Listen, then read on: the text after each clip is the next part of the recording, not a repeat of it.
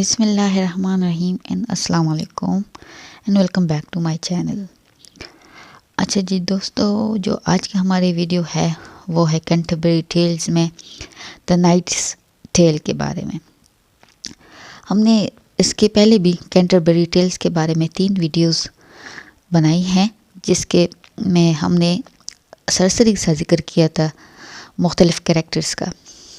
अब मैं सोच रही हूँ सीरीज़ बनाऊँ जो डिफरेंट कैरेक्टर्स है इसमें, उनके टेल्स के हवाले से, मतलब कौन कौन सी स्टोरीज़ है इसमें, किसकी स्टोरीज़ है। जैसे कि इसमें आपको पता है नाइट की स्टोरी है, ठीक है। सबसे पहले जो हमारे पास बंदा आता है वो नाइट है, फिर उसका बेटा स्क्वायर, इस तरह से, ठीक है। तो पहले तो कैंटरबरी टेल्स की ज़रा समरी देख लेते हैं कि कैंटरबरी टेल्स जो है उसमें अबाउट 17,000 लाइन्स है। कैंटरबरी टेल्स में कितनी लाइन्स है? 17,000 and there are 21 characters mentioned in the 24th line of the general prologue, ठीक है जी। जर्नल प्रोलॉग में 29 कैरेक्टर्स का जिक्र किया गया है। फिर जो नरेटर है वो जब ज्वाइन करता है तो देन वी हैव 30, ठीक है जी। फिर जो होस्ट होता है उस इन का, हैरे बेले, उसके साथ बन जाते हैं 31। फिर जो कैनन्स योमेन है जो कि बाद में ज्वाइन करता है, जो ज्वाइन लेटर करता है, वो उसके साथ बन जाते हैं 32, ठीक है जी। तो वो जो नरेटर है वो क्या करता है कि narrator gives the description of 29 pilgrims and this Canterbury Tales is an unfinished work, ठीक है जी, due to Chaucer's death.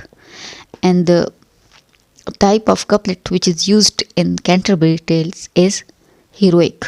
Then there are 4 characters which are not criticized by the in this Canterbury Tales. So what are the which one are those? These are the knight, person, clerk and plowman, ठीक है जी। और जो clergy man है in the Canterbury Tales are what? Prioress, मतलब Madam Eglantine, then the parson, then the friar, and then the last is monk. And in the Canterbury Tales we have characters from 3 social groups, ठीक है जी। कितने groups, social groups में के बारे में बात की गई है कैंटरबरी टेल्स में? 3। तो वो क्या है? Nobility, church and commoners. Now will see knight's tale, ठीक है जी। तो जो नाइट्स टेल है वो first tale of the Canterbury tale है। कैंटरबरी टेल की जो सबसे पहली टेल है वो किसकी है? नाइट की है। और वो क्यों है? क्योंकि नाइट जो है he is the highest ranking member in the group, ठीक है जी। और इसके जो स्टोरी जो है उसके 2 मेन प्रोटैगनिस्ट है, वो है पैलेमन एंड आर्काइट।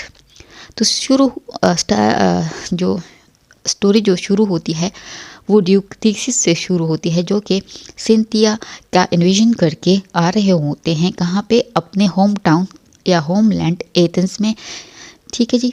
और अपनी वाइफ हिप्पोलिटा एंड अपनी सिस्टर इन लॉ एमिली के साथ।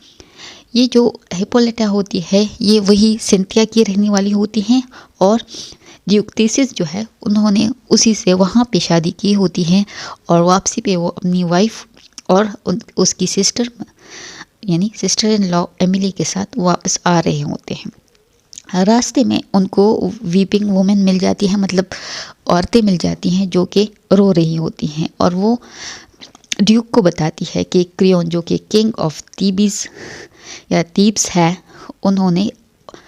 उसने क्या किया है?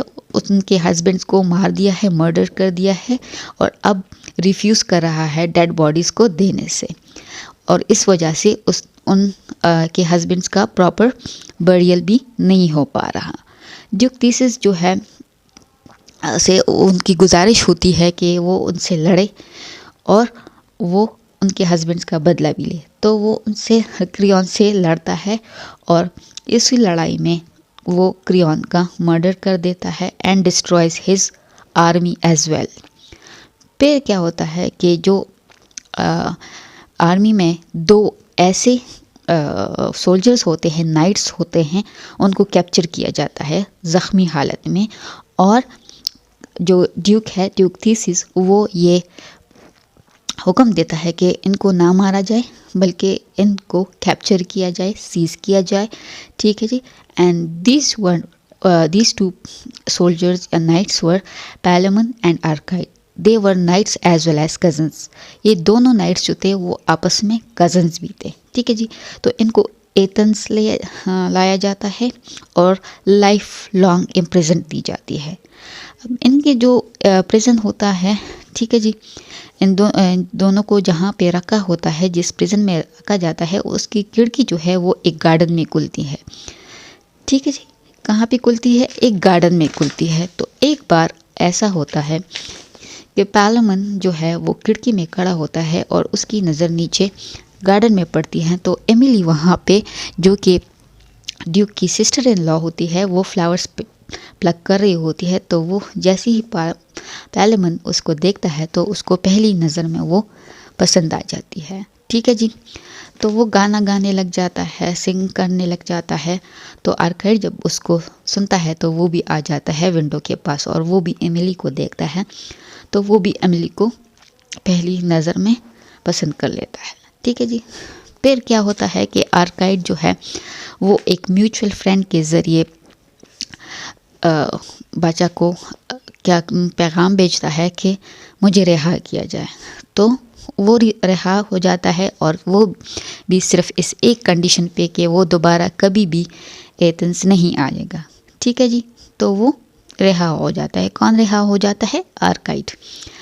अब जबकि आर्काइड रिहा हो जाता है तो पालमन सोचता है कि आर्काइड कितना खुशनसीब है, कितना लकीएस्ट पर्सन है कि वो अब बाहर तो चला गया है। अब वो एक आर्मी रेस करेगा और फिर एमिली को हासिल कर लेगा।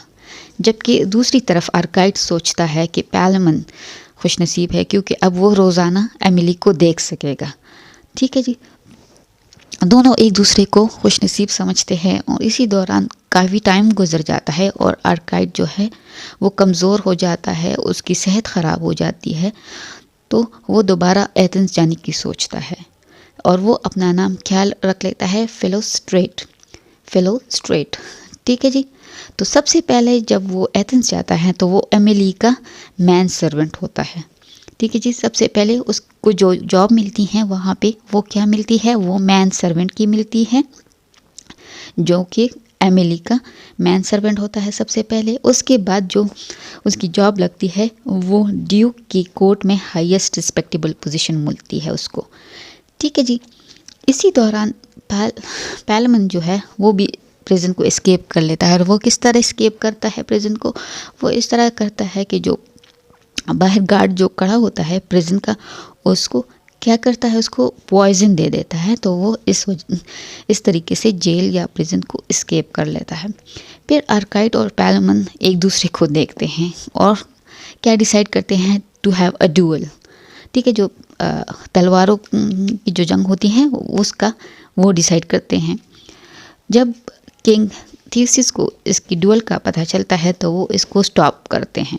तो पालमन उसको सारी रीज़न बताते हैं कि हम क्यों लड़ रहे होते हैं, मतलब the main reason is Emily. ठीक है जी। तो पालमन उसको सारी हकीकत बता देता है और बताता है, प्लीड करता है कि हम दोनों को सज़ा दी जाए, हम दोनों को मारा जाए क्योंकि हम दोनों ने क्राइम कमिट किया हुआ है। ठीक है जी। लेकिन जैसे ही ड्यूक उनको मारने लगता है, लेडीज़ आ जाती हैं, उनकी जो एमिली है और उसकी सिस्टर जो है हिप्पोलिटा, वो आ जाती हैं और कहती हैं कि नहीं, please have mercy and don't kill them. ठीक है जी।